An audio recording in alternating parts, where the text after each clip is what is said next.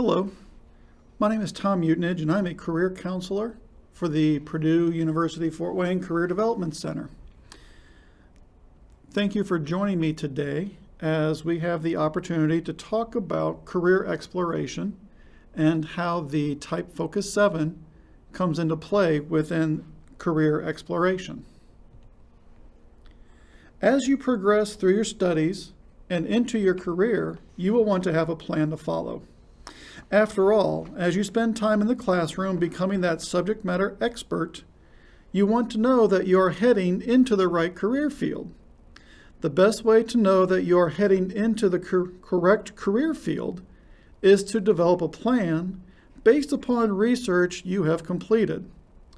Not only do you want to research the different career paths that you can pursue, but you also want to perform some very critical self-reflection. Self-reflection is all about knowing who you are and what you want out of your professional life. There are some questions you have to ask yourself. What are you willing to do? What are you not willing to do? What are you passionate about? Will that passion lead to a career path?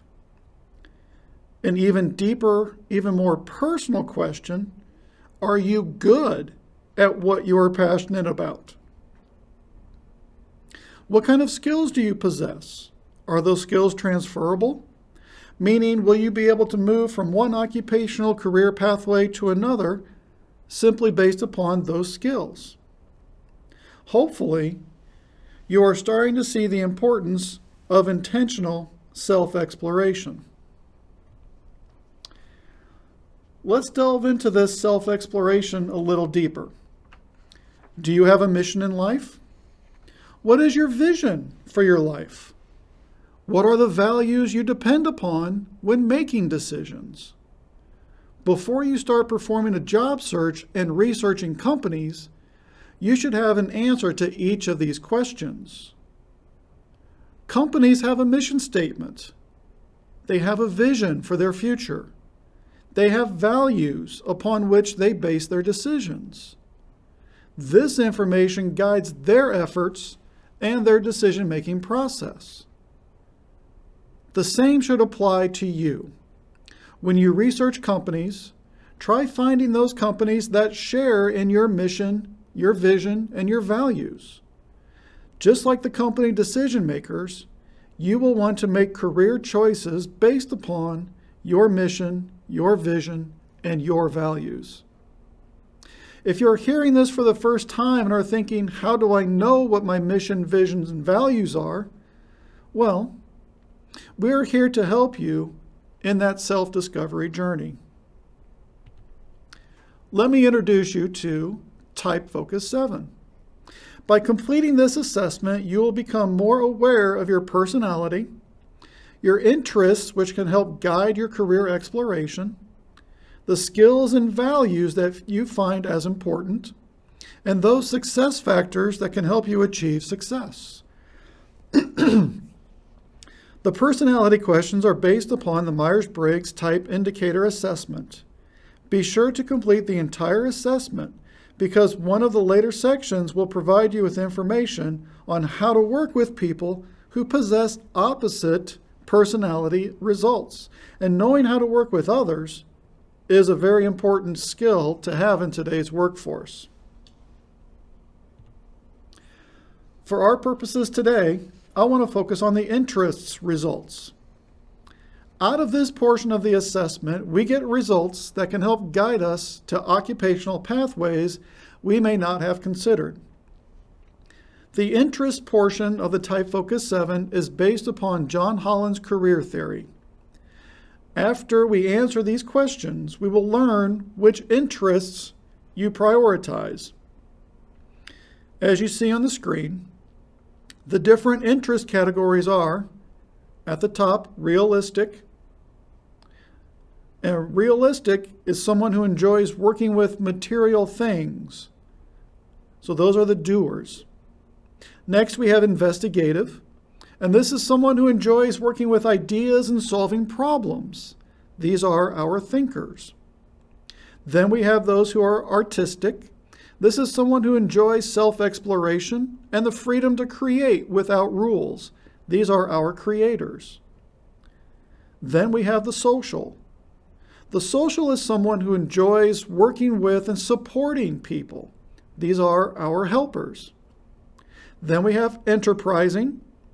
This is someone who enjoys providing direction and motivation. They are our persuaders. And finally, we have the conventional.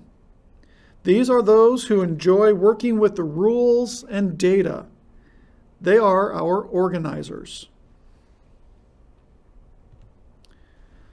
Once we begin to gain a better understanding of who we are, we can start asking some more questions. For example, what is important to you in a career?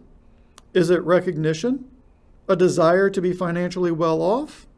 A career path that has plenty of advancement and growth? Or do you have a desire to help others? Not only do we need to ask what is important to you in a career, but we also have to ask what is important to you for your life. Do you want a career that provides financial stability, that allows you to live the good life? Or is working for a company that allows for flexible scheduling so that you can spend more time with family and friends more important to you? If you are not sure how to answer those questions of what is important to you in a career or in your life, hopefully the results of the interest assessment can help you discover those answers. If you are still a little unsure, we have a website that can help. This website is called ONET Online. It is an occupational database. There are two ways that you can use this website. You can enter the job title in the keyword search, or you can click on the down arrow for the ONET data and select interests. We then take the top 3 results from your interest results assessment and learn what occupational fields fall within those interests. So if, for example, the top 3 of your interest results were social, investigative, and realistic, we would learn that there are 44 occupations that match the interest code of someone who is social, investigative, and realistic. We can now research those different occupations that align with our interests. So how do we learn more about these occupations and develop a career path? Well, first, we want to research online for anyone who might be doing that job that we want to do. LinkedIn is a great resource for that research. See if there are any alumni in that career field and reach out to them. When reaching out to others and looking to build your network, job shadowing and informational interviews are great ways of learning what is involved in that career and what takes place on a daily basis. When we research, we want to read up on current job postings. What are some of the skills and knowledge that the hiring companies are currently looking for? Do you possess those skills and that knowledge? What information is in those job postings that you might not have? What skills may you not possess? Now is the time to learn so that you can develop those skills and gain that knowledge before applying for those positions. We want you to gain experience. And the best way to gain that real-life experience is to participate in an internship. This way you will be performing the job on a daily basis, learning what is involved in that job, and demonstrating your strong work ethic and skills to a potential future employer. And finally, and most importantly, review the qualifications for the positions so that you know what skills are needed. If you possess those skills that the career needs, that's great. If you do not, what can you do to acquire those skills? Again, this is why that self-reflection and discovery is so important to your career path. So here's the big question. How do I develop a career pathway? Well, first, you got to go to class. Go to class so you can become that subject matter expert. Second, Visit the Career Development Center and participate in what we have to offer, as well as the many different events we sponsor that will help you develop workforce skills. Next, get active on social media in a professional way, especially with LinkedIn. Interact with others in your field of interest. Develop a deep digital footprint so it'll be easier for recruiters to find you and see you as a knowledgeable professional.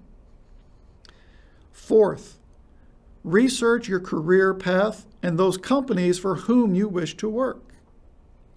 Fifth, reach out to those companies for whom you wish to work. Let them know that you're interested and how your mission, your vision, and your values align with their company. And the last step, apply for those opportunities so that you can begin your travel along your career path. Here are some points to remember. Your career plan will evolve over time.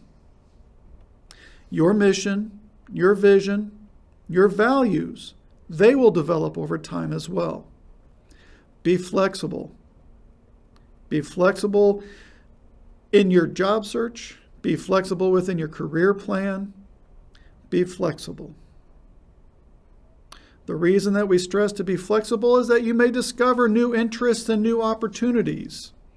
There are jobs and occupations that are existing now that were not in existence 10 years ago. Be ready for new opportunities. Continue to learn. Continue to grow. Be ready to adapt to those new opportunities. And as any lifelong learner knows, you need to review and evaluate your goals on an annual basis. By doing so, you will see how well you are progressing through your goals, and you will learn just exactly how you are being successful within your career path. If you have any questions, I encourage you to reach out to the Career Development Center, because we will be more than happy to answer any questions that you may have. My name is Tom Utenage. I'm a career counselor. Here is my email. And again, if you have any questions, please reach out. I will be more than happy to assist you in the best way that I can. Have a great day.